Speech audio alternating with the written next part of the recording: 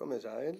Þetta myndband fjallar úrfellingamerkið í ensku eða the apostrophe. Kíkjum á það.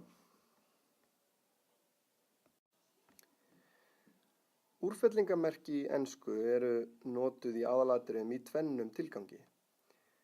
Annars vegar til að mynda eignarfall nafnorða og til að gefa til kynna að stöfum hefur verið sleppt úr orði. Í þessu myndbandi munum við sérstaklega skoða seinni liðinn. Eignarfall nafnorða er að finna í öðru myndbandi. Úrfellingamerki má nota til að sýna að stöfum hefur verið sleppt. Hér eru nokkur dæmi. I'm er stytting á I am, þarna hefur A-inu verið sleppt. He'll, stytting á he will, og þarna hefur verið sleppt tvöfalt og I. She'd, stytting á she had eða she would. Pick and mix væri stytting á pick and mix. It's hot, stytting á it is hot. Og didn't er stytting á did not.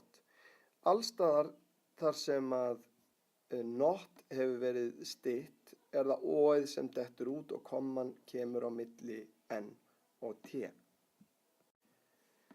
Því miður sér maður oft vitlausa notkun á úrfellingamerkinu og hér eru nokkrar algengar villur.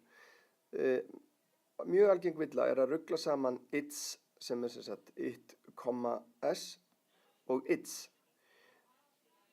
It's a dog er stytting á it is a dog, þannig að þarna er tilgangur með því að nota úrfellingamerkið.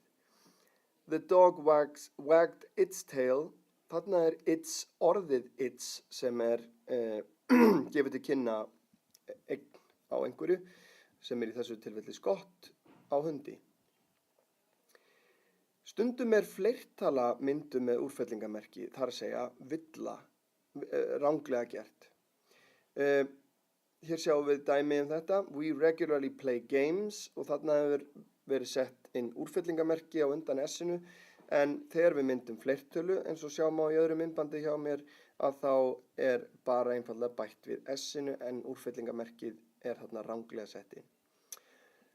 Eins er hægt að ruglast á þessum tveimur orðum neðst, whose og whose, þau eru borin eins fram en fyrra með úrfellingamerkinu er stytting á who is.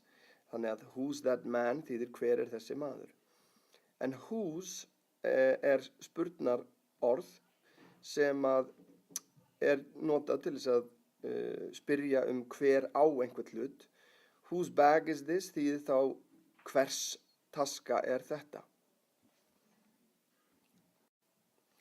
Og rétt í lokin langar mig að taka undir með úrfellingamerkinu á myndinni. Ekki nota mig vitlaust. Það gerir hann svo sorgmæta.